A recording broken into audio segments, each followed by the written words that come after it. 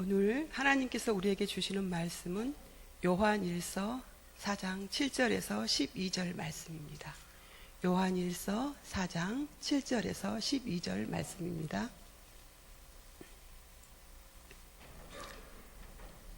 우리 한 절씩 교독하시겠습니다. 사랑하는 자들아, 우리가 서로 사랑하자. 사랑은 하나님께 속한 것이니 사랑하는 자마다 하나님으로부터 나서 하나님을 알고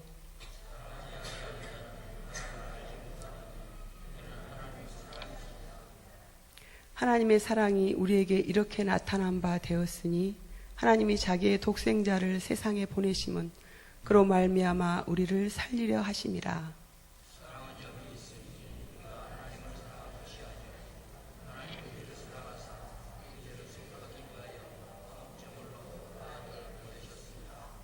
사랑하는 자들아, 하나님이 이같이 우리를 사랑하셨은즉 우리도 서로 사랑하는 것이 마땅하도다. 없으되 만일 우리가 서로 사랑하면 하나님이 우리 안에 거하시고 그의 사랑이 우리 안에 온전히 이루어지느니라. 아멘. 하나님은 완전한 사랑으로 우리에게 오셨습니다. 그리고 하나님은 성경 전체를 통해 우리에게 서로 사랑하라고 반복적으로 명령하십니다. 모세의 율법을 통해서도 하나님은 이것을 자기 백성들에게 분명히 알리셨습니다. 레위기 19장 18절 말씀입니다.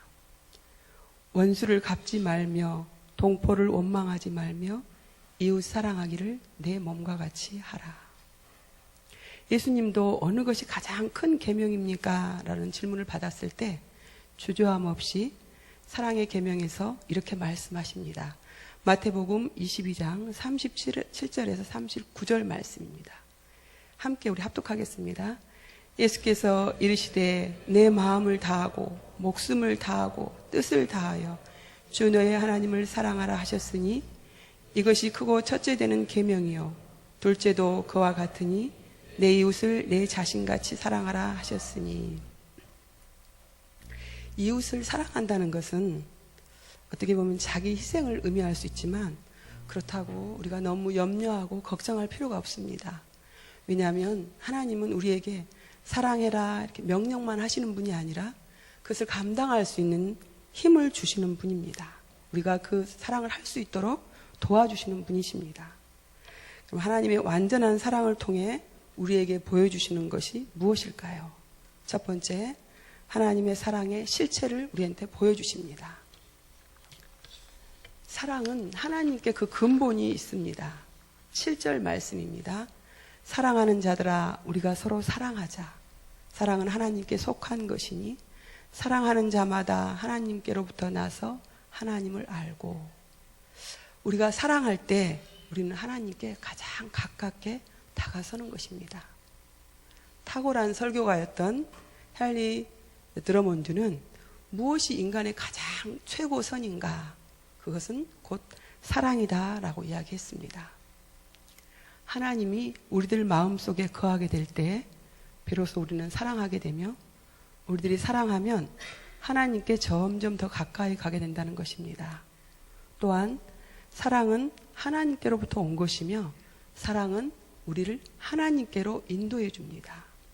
12절 말씀입니다.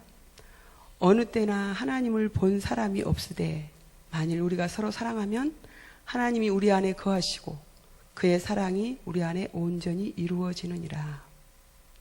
이 말씀은 우리가 하나님을 알게 되는 것은 오직 사랑에 의할 뿐이라고 말씀하십니다. 우리는 하나님을 보는 자가 없습니다. 왜냐하면 하나님은 영이시기 때문입니다. 다만 우리가 볼 수 있는 것은 하나님의 역사하심입니다. 우리가 바람을 볼 수 없지만 바람이 하는 일을 볼 수 있고 우리가 전기를 볼 수 없지만 전기가 끼치는 일은 볼 수 있습니다. 불이 들어오고 전기밥솥에 밥이 되고 세탁기를 돌리고 다 그건 전기가 하는 일입니다. 하나님께서 사람 안에 들어오시게 될 때 비로소 사람은 하나님의 사랑과 인간의 사랑을 인간의 사랑이라는 옷을 입게 됩니다. 그 사람에 대한 하나님의 역사로 하나님의 존재를 알게 되는 것입니다. 우리가 보통 성자라고 일컫는 사람들은 그 사람 안에 그리스도께서 다시 사시는 사람을 성자라고 일컫습니다. 하나님의 완전한 사랑을 통해 우리에게 또 보여준 두 번째는 예수 그리스도이십니다. 하나님의 사랑은 독생자를 세상에 보내심으로 나타났습니다. 하나님의 사랑이 온전히 나타나는 것은 예수님을 통해서입니다. 9절 말씀입니다. 하나님의 사랑이 우리에게 이렇게 나타난 바 되었으니 하나님이 자기의 독생자를 세상에 보내심은 그로 말미암아 우리를 살리려 하심이라. 자기 아들을 우리 죄의 대속물로 주신 너무나 큰 사랑입니다. 그렇다면 예수님은 우리에게 생명의 부여자가 되십니다. 하나님과 우리의 잃어버린 관계를 회복시키시는 분입니다. 10절 말씀에 우리의 죄를 속하기 위하여 화목제물로 그 아들을 보내셨습니다. 사람들이 우리가 죄를 지었을 때 하나님과의 관계는 끊어지고 그래서 화목제물이 필요했습니다. 그 화목제물로 하나님 관계를 잃어버린 관계를 회복시키기 위해서 정해주신 분이 우리 예수 그리스도이십니다. 예수님은 그 탄생과 죽음으로써 우리가 하나님과의 새로운 친교와 평화와 우정 그리고 교제의 관계로 들어갈 수 있게 하여 주셨습니다. 오직 예수님만이 하나님이 어떤 분인가를 보여주실 수 있으며 그분만이 하나님의 은혜, 사랑 그리고 용서를 우리에게 가져다 줄 수 있는 분입니다. 요한일서 5장 1절에서 2절 말씀입니다. 예수께서 그리스도이심을 믿는 자마다 하나님께로부터 난 자니 또한 낳으신 이를 사랑하는 자마다 그에게서 난 자를 사랑하느니라. 우리가 예수님을 바라보면 하나님의 사랑에 대한 두 가지 사실을 알게 됩니다. 첫 번째는 그것은 아무것도 남겨두는 것 없이 주는 사랑입니다. 그다음에 두 번째는 전적으로 우리는 받을 자격이 없는 사랑입니다. 우리처럼 불순종하는 피조물을 하나님께서 사랑하신다는 사실입니다. 그렇다면 우리 인간의 사랑은 어떤 것일까요? 우리의 사랑은 하나님 사랑에 대한 응답입니다. 19절 말씀입니다. 우리가 사랑하면 그가 먼저 우리를 사랑하셨습니다. 하나님이 우리를 사랑하셨기 때문에 우리가 사랑하는 것입니다. 사람의 사랑이란 사람의 마음에서 우러나온 것이 아니고 인간 자기를 스스로 창조해낸 것이 아니라 하나님의 거룩하신 사랑에 대한 응답입니다. 하나님의 사랑과 사람의 사랑은 영원히 연결되어 있습니다. 우리가 하나님을 사랑하고 있다는 유일한 증거는 하나님이 사랑하고 계시는 사람들을 사랑하는 것입니다. 헬라어에 사랑을 나타내는 4가지 단어가 있는데요. 그것은 이성 간의 육적인 사랑을 나타내는 에로스, 우정을 나타내는 필레오, 혈통적인 부모 자식 간의 형제 자매의 사랑을 나타내는 스톨게, 그리고 무조건적인 사랑을 나타내는 아가페가 있습니다. 이 중 기독교의 사랑은 아가페의 사랑이라고 합니다. 그 사랑은 타자 본이 순수한 사랑으로 자기를 부정하고 자기 희생적인 사랑입니다. 이 사랑의 본은 십자가에 죽으신 예수 그리스도입니다. 그래서 우리 기독교를 사랑의 종교라고 말합니다. 저는 그 아들 하나가 있는데요. 그 아이가 얼마 전에 입대를 했습니다.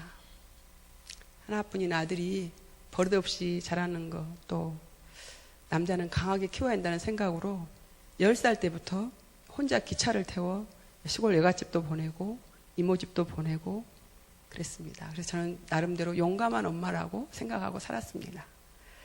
하나님 은혜로 그 아이는 착하게 잘 자라줬고, 당연히 나이가 돼서 이제 군입대 할 때가 됐기 때문에 남자는 당연히 군대를 갔다 와야 된다고 생각을 하고 있었습니다.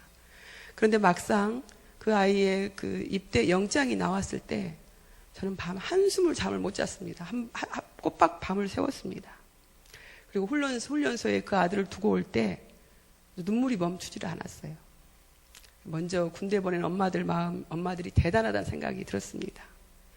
6주 훈련을 수료하는 날, 이제 그 아들을 만나러 가는데 저는 꼭 애인을 만나러 가는 것처럼 가슴이 두근두근 뛰었습니다. 그래서 제가 그런 자신을 보고 깜짝 놀랐어요. 나에게 이런 면이 있구나.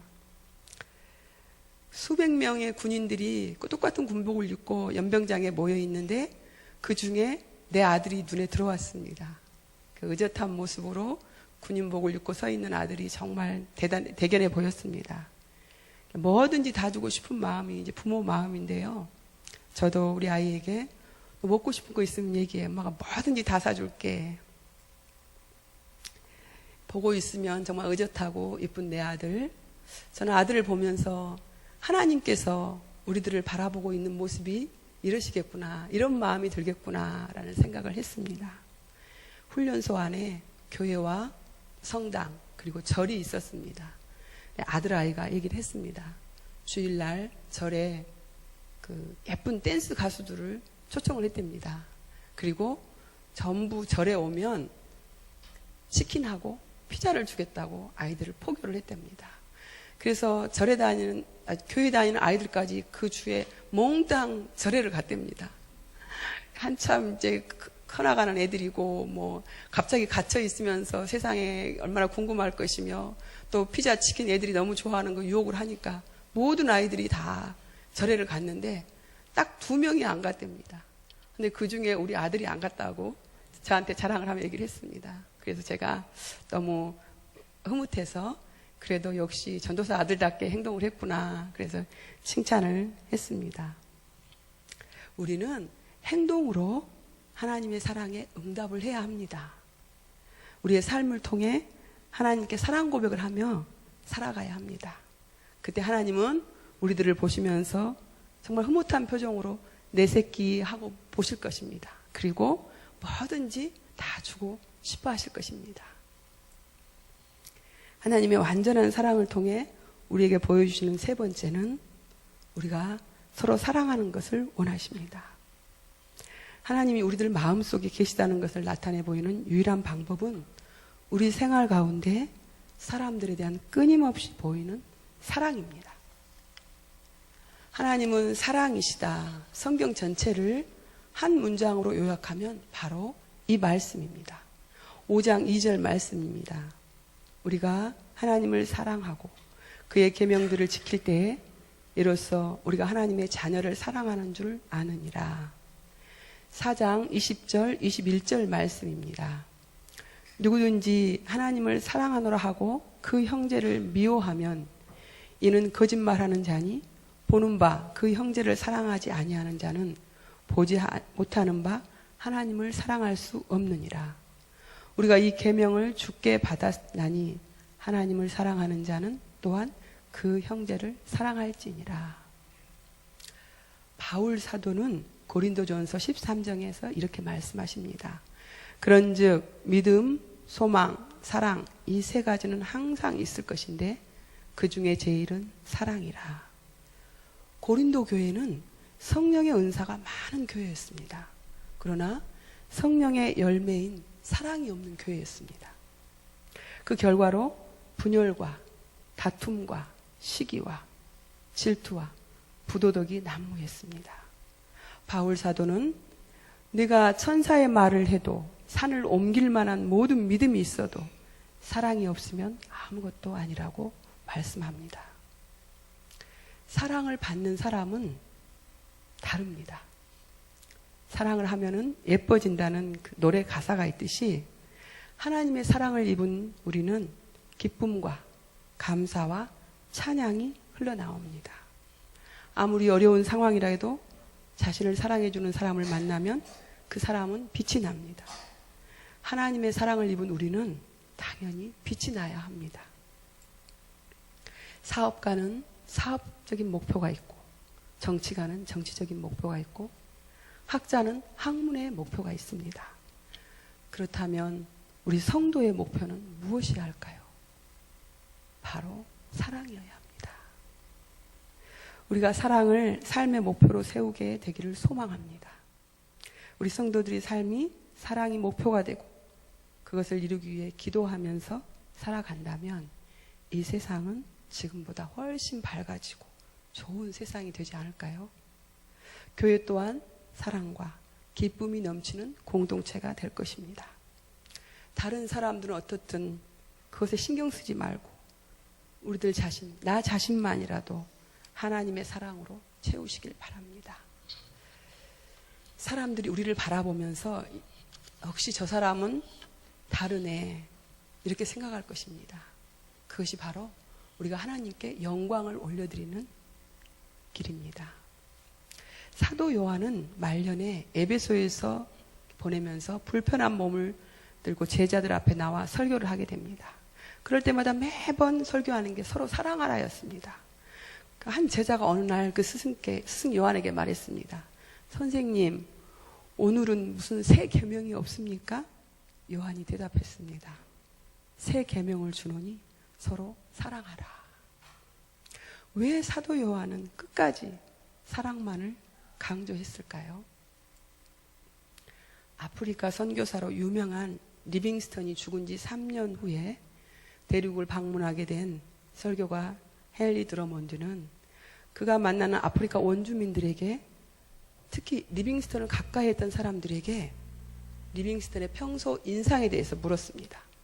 여러 사람들 입술에서 한 가지 공통된 대답이 나왔는데 그게 바로 그는 우리를 사랑했습니다 였습니다. 그가 검은 대륙을 복음화할 수 있었던 비밀은 바로 사랑이었습니다.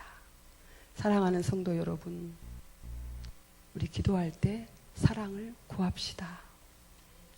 남극에 사는 황제 펭귄에 대한 얘기를 많이 들으셨을 것입니다. 황제 펭귄 수컷은 알을 낳고 먹이를 구하기에 떠나는 암컷을 떠나는 그 60일이 넘는 동안을 아무것도 먹지 않고 오로지 그 알만 지킵니다. 영하 40도, 50도가 되는 추위를 이기려고 수컷들끼리 함께 몸을 밀착시키고 붙어 있는데 그 중앙의 온도하고 가장 바깥의 온도하고는 10도 차이가 난답니다. 그래서 밖에 있는 펭귄들이 잘못하면 얼어 죽기 때문에 허들링이라고 하는 이렇게 뱅글뱅글 돌면서 안에 있는 펭귄은 밖으로 나오고 밖에 있는 펭귄은 안으로 들어가면서 그 무서운 추위를 이겨냅니다. 그리고 그 어려움을 결국 이겨냅니다. 그런 후 암컷이 먹이를 가지고 돌아와서 부화된 새끼를 먹일 때 정말 아빠 펭귄은 쓰러질 듯이 바다로 떠납니다. 성도 여러분, 그 말 못하는 펭귄이 그렇게 자신을 희생하면서 새끼를 사랑하고 주변 펭귄들하고 연합해서 그 힘든 추위와 굶주림을 이겨내는 것이 어떤 것을 말하는 것일까요? 누가 펭귄들에게 그렇게 하라고 가르쳤을까요? 하나님이 창조하신 펭귄 안에 하나님의 사랑이 스며들어 있는 것입니다. 하나님의 사랑의 DNA가 그 펭귄들 안에 들어있는 것입니다. 그렇다면 하나님의 형상으로 지음받은 우리 인간은 어떨까요? 창세기 1장 27절 말씀입니다. 하나님이 자기 형상, 곧 하나님의 형상대로 사람을 창조하시되 남자와 여자를 창조하시고, 사랑이신 하나님의 형상대로 지음받은 우리 안에 하나님의 사랑이 없을까요? 적어도 우리는 저 펭귄보다 더 사랑하고 더 서로 돕고 살아야 되지 않을까요? 그 모습을 보시고 하나님께서 기뻐하지 않으실까요? 그런데 왜 비난하고 정죄하고 우리가 서로 사랑하지 못하는 것일까요? 분명한 사실은 그런 사람 안에는 하나님의 사랑이 없는 것입니다. 아직도 옛사람에 사로잡혀 있다는 증거입니다. 골로새서 3장 8절에서 10절을 우리 함께 합독하겠습니다. 이제는 너희가 이 모든 것을 벗어버리라. 곧 분함과 노여움과 악의와 비방과 너희 입에 부끄러운 말이라. 너희가 서로 거짓말을 하지 말라. 옛사람과 그 행위를 벗어버리고 새 사람을 입었으니 이는 자기를 창조하신 이의 형상을 따라 지식에까지 새롭게 하심을 입은 자니라. 아멘. 하나님께서 우리에게 원하시는 것은 옛사람을 벗어버리고 하나님의 사랑으로 우리를 채우는 것입니다. 하나님의 사랑이 우리 마음 안에 들어오면 하나님의 마음을 알게 되고 하나님께서 창조하신 모든 것이 사랑스럽고 아름답게 보입니다. 미가서 6장 8절 말씀을 현대인 성경으로 보겠습니다. 사람들아, 여호와께서 선한 것이 무엇인지 너희에게 보이셨다. 그가 너희에게 요구하는 것은 옳은 일을 행하며 한결같은 사랑을 보이고 겸손한 마음으로 너희 하나님과 교제하며 사는 것이다. 아멘. 행하고 보이고 사는 것. 우리가 하나님의 사랑받는 자임을 우리의 행위로, 우리의 삶으로 나타내라는 말씀입니다. 사랑은 절대 이론이 아닙니다. 행동으로 나타나는 게 사랑입니다.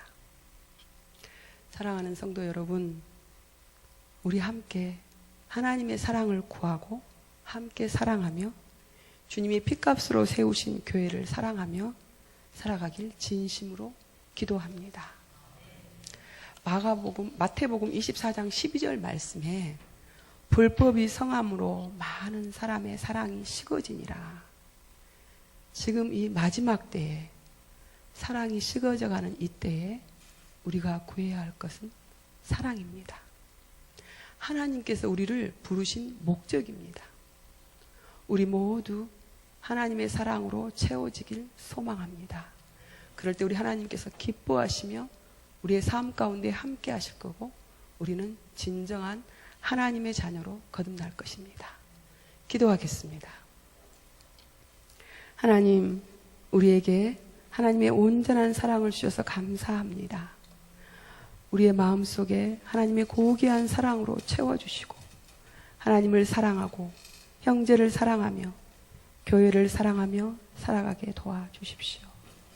예수님 이름으로 기도합니다. 아멘.